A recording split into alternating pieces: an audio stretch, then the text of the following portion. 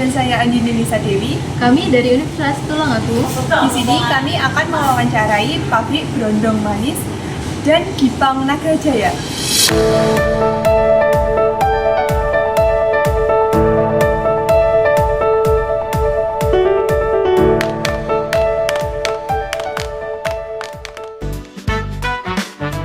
Assalamualaikum teman-teman, perkenalkan saya Dewi Endersari Dan saya Andini Nisa Dewi.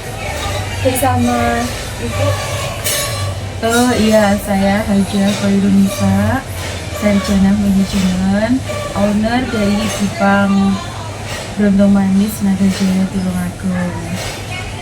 Ada yang bisa saya bantu, Dek? Di sini kami akan menanyakan beberapa pertanyaan mengenai usaha jenengan. Yang pertama, berapa jumlah tenaga kerja di perusahaan jenengan? Jumlah tenaga kerja di perusahaan Gipang Manis Nagrajaya Tulungagung ada sekitar 50-an ya. Kalau masuk semuanya ada 50, yang 30 itu perempuan sebagai tenaga packaging, terus yang 20 tenaga laki-laki tenaga tenaga cooking gitu. Divisinya tenaga packaging dan cooking. Iya. Atau ada divisi lain? Ada enggak dua divisinya. Ada tenaga untuk ini. Yang pertama tenaga untuk mekarni brondong, untuk buat brondong sama beras sama jagung mekar, itu namanya bagian apa? Bagian damel mekarne, tahap pengovenan. Setelah itu nanti ada tahap pencampuran. Tahap pencampuran itu nanti beras yang sudah mekar tadi sama jagung yang sudah mekar tadi dimasukkan ke dalam kawah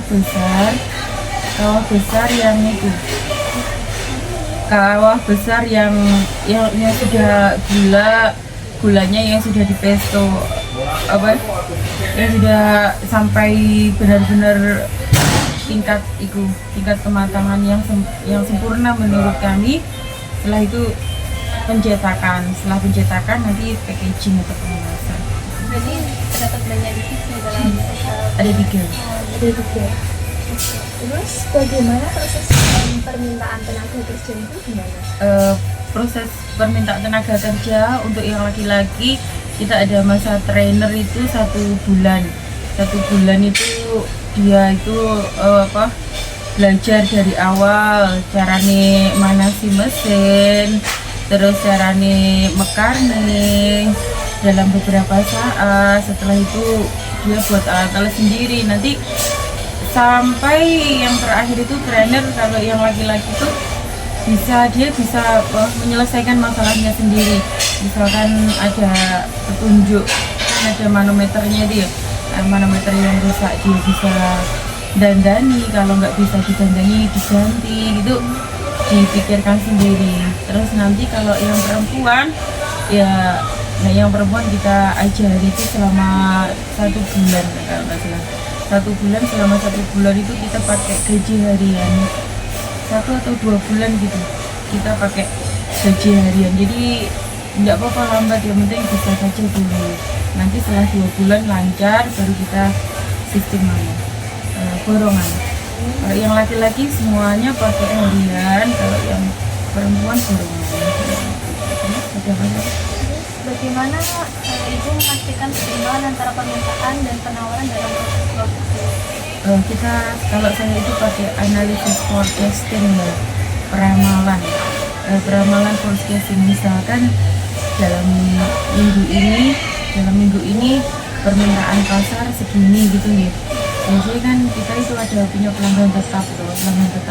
Jadi misalkan Surabaya itu 1 minggu 1 kali, kadang 2 kali gitu, kita sudah siap-siap dari sebelumnya, itu sudah siap-siap. Misalkan gitu Ponorogo itu kan 1 minggu 1 kali, yang Klaten 1 minggu juga 1 kali, jadi kita pakai forecasting aja. Terus bagaimana perusahaannya itu menghadapi fluktuasi permintaan?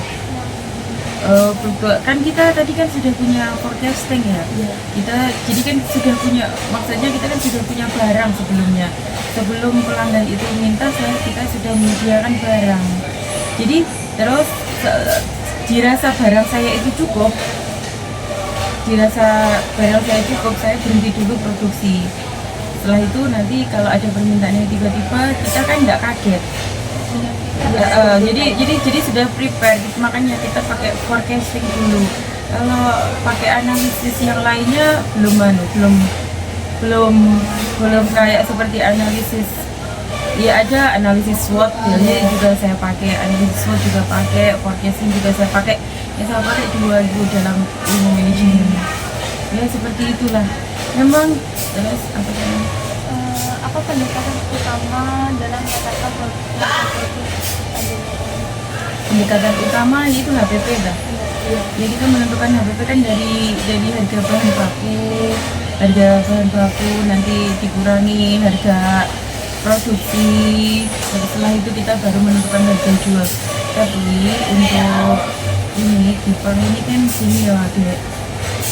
Untuk Gipang ini kan dari dulu sampai sekarang kan harganya itu kan mengikuti snack terkecil di Indonesia Raya. Misalkan snack itu harganya 500, ya udah kita bikin 500 rupiah per bungkus seperti ini.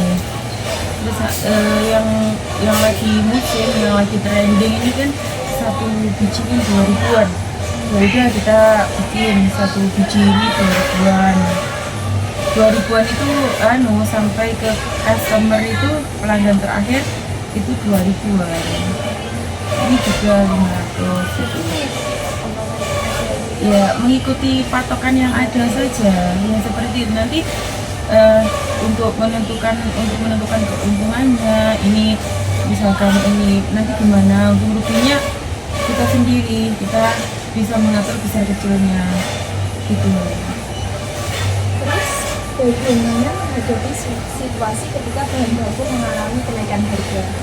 Biasanya kita Mbak, kenaikan harga itu kita kerjanya cuma bertahan. Ya ada sih untung, tapi ya belum maksimal. Ya kita bertahan saja. Yang penting kebutuhan hidup tiap hari itu tercukupi. Tiap hari kerja, mereka semua tercukupi kebutuhannya gitu. Jadi kalau ya seperti itu. Susahnya gitu seperti itu kalau UKM seperti saya itu usahanya seperti itu. Karena kalau kita kan nggak bisa menguasai bahan baku, kita kan ikut pemerintah. Jadi ya wes pasrah.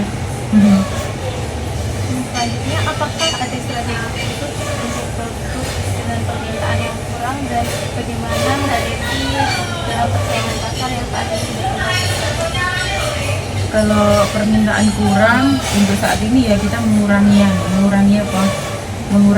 produksi. Misalkan setiap hari kita permintaan misalkan 6 hari, setiap hari 6 hari 5 kali gitu ya. Kalau permintaannya 1 minggu 3 kali atau 4 kali, ya baiklah kita mengurangi produksi saja. Ya seperti itu. untuk menghadapi persaingan pasar yang saat ini bagaimana? Iya, untuk menghadapi persaingan pasar, bagus pertanyaannya. Kita menjaga kualitas barang. Kualitas barang itu selalu kita jaga. Alhamdulillah itu di Naga Jaya ini untuk bahan-bahannya kita pilih yang terbaik. Misalkan kita pilih bahan baku beras itu yang terbaik, terus jagung itu juga yang terbaik, terus sama gula putih, gula merah itu yang terbaik. Soalnya saya meyakini kalau kita inputnya baik, otomatis outputnya juga baik. Terus bagaimana untuk mengelola biaya marginalnya? Biaya produksi, Ya, mengelola biaya marginalnya ya nggak pak, ya kita pakai pembukuan seperti biasa, semuanya manual. Saya belum pakai komputer, semuanya manual, semuanya serba harga manual ya. Kalau untuk biaya produksi ya seperti itu. Misalkan ya biaya produksi dikurangi biaya bahan baku ditambah biaya produksi, nanti kan ketemu harga jual ya. Semuanya pakai manual, masih manual ya. Ya kendala kita itu bahan baku dari pemerintah yang nggak stabil, kadang naik turun, harga gula kadang naik turun, harga beras kadang naik turun. Ya seperti itulah tantangan kita. Tapi di negara saya itu selaku begini, karena ini kan ya produksi yang melibatkan orang banyak ya. Kita itu padat karya, daripada padat modal itu kita itu padat karya, kita memperkerjakan orang banyak. Ini sudah selain kita menjalankan perusahaan ini dengan mencari keuntungan, dengan ya kita niati beribadah saja. Soalnya gimana ya, kita itu bahagia kalau kita bisa memperkerjakan orang dan gajian tepat waktu, biaya kehidupan mereka tercukupi gitu ya. Kita berharap barokahnya saja keluarga kami gitu. Nah, selanjutnya bagaimana kebijakan bagaimana panjenengan menanggapi kebijakan dari pemerintah? Kadang kan seperti kayak sekarang itu pajak kan naik tinggi. Ini bagaimana mengalami bisnis bagaimana? Sebagai warga negara yang baik kita ikut saja pemerintah. Kalau kita punya bayar pajak juga bayar pajak, barang-barang naik ya dia mau kemana kan nggak mungkin kalau diturunkan. Pernah gitu kan nggak mungkin kalau pemerintah maksudnya naik turunnya harga bahan baku terus kita demo, misalkan saya demo ke mana ya, kantor ke Pemda gitu, mungkin loh diturunkan. Ya wis ikut aja kebijakan pemerintah. Kita yakin pemerintah itu mengayomi kita, pasti memberikan kita yang terbaik. Mungkin dengan memang naik turunnya bahan baku itu mungkin ada sesuatu yang harus pemerintah lindungi, ada yang ya ikut aja kebijakan pemerintah. Mereka tahu mana-mana yang lebih baik. Terus apakah ada contoh di mana kebijakan pemerintah memberi peluang baru dalam perusahaannya? Yang baru-baru ini dulu waktu 5 tahun yang lalu lah tidak salah, apa 4 tahun yang lalu, perizinan itu susah banget. Seperti kita mendapatkan IRT, apalagi halal, itu susah banget waktu itu. Terus tapi pemerintah itu menganjurkan barang itu harus ada IRT-nya waktu itu. Terus ya dengan menurut saya susah waktu itu. Menurut saya susah waktu mendapatkan PRT, tapi ya alhamdulillah berhasil. Tapi kalau sekarang saya rasa untuk PIRT sama halal itu kan online semua, kayak tidak berbayar. Jadi saya rasa itu salah satu pemerintah untuk memungkinkan langkah kita. Terus kebijakan pemerintah ya itu kadang nih harga bahan-bahan turun, jadi salah satu berkah.